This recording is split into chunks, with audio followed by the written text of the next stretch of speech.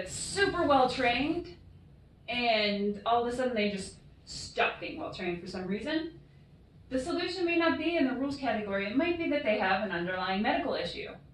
Or if you have a dog that's aggressive, for instance, that's a social issue because they're being aggressive towards people, or sometimes other dogs, we can sometimes sort those out. Well, usually we can sort them out. It just kind of depends. The problem, you don't solve it through more socialization because they're going to keep doing what they're doing, and we've created this behavioral cycle that you can't break. You actually solve it through obedience training because what you want becomes more important than what they want, and you become better at explaining to them what it is they should be doing. Now, dog training is pretty simple.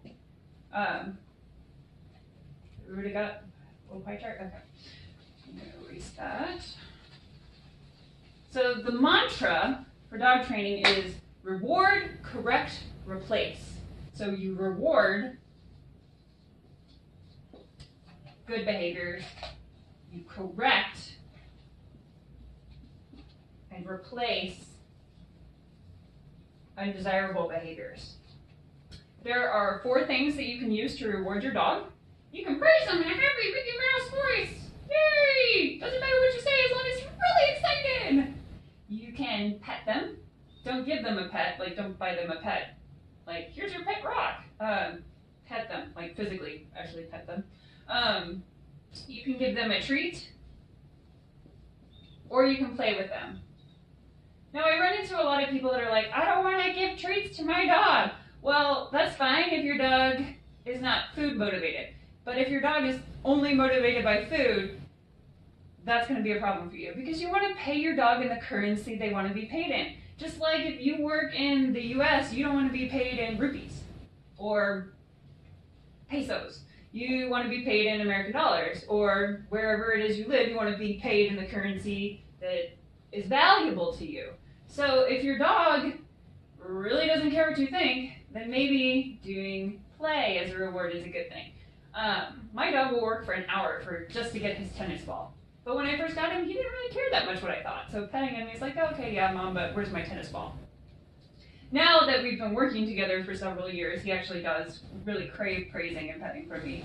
But you have to, this is where you start to personalize the training to your dog.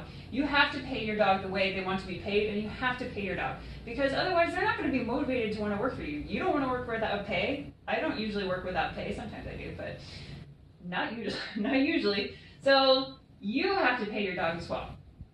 Now, as far as corrections, there's a whole spectrum of corrections that you can use for undesirable behaviors or corrective methods. So there's a few rules of thumb I use when I'm selecting a correction for a behavior I do not like. The first one is that it has to be humane. I will not espouse any methods of dog training that are inhumane or will damage or hurt your dog, because that's just evil and cruel, and there's a circle of hell for you. If you want to do things like swing your dog around or burn them or something like that, it's terrible. It has to be effective. That's the next rule of thumb. Effective. That's effective. Yeah. What works on one dog is not necessarily going to work on another dog. What is effective on one dog might be overkill for another dog.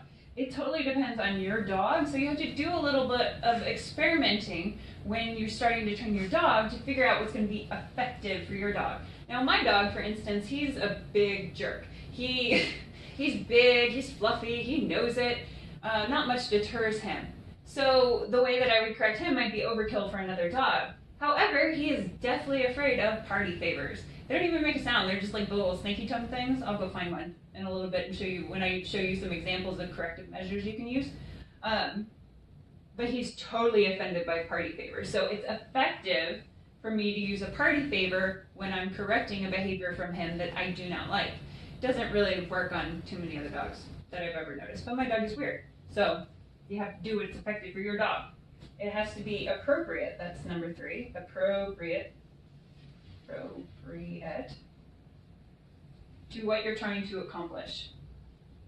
So if you're trying to teach your dog to come or do the recall, then scaring them with a sound correction is probably not the best way to correct them for not coming, because if you're scary, they're not going to want to come to you. So it's not appropriate to what you're trying to accomplish.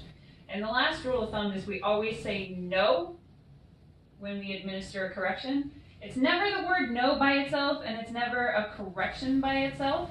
They're always put together, corrective measures. So no and pull your leash. No and administer a sound correction. No and you clap.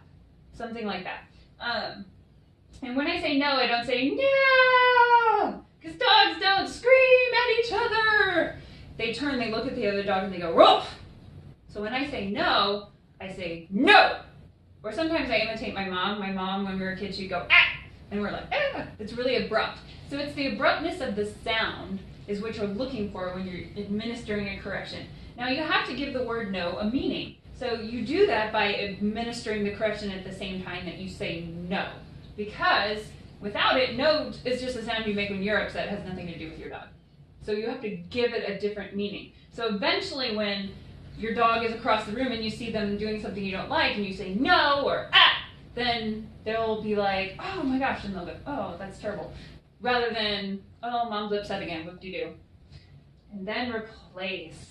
Whenever possible, we replace our behaviors with something better. That way your dog is continually building towards pleasing you more and more and more, and they become more and more confident because then they know what it is they're supposed to be doing. Now, a good replacement behavior, for instance, if your dog is jumping on people, sitting is a good replacement behavior because if they're sitting, they're not jumping. For puppies that like to gnaw on people when they get really excited to see them, stick a toy in their mouth, because if they have a toy in their mouth, they're not biting you, they're biting the toy.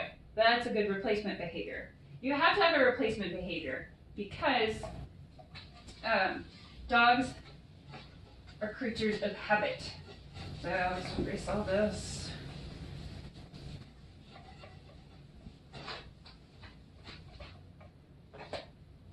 So you have a behavior. This is a behavioral spectrum. You have a behavior.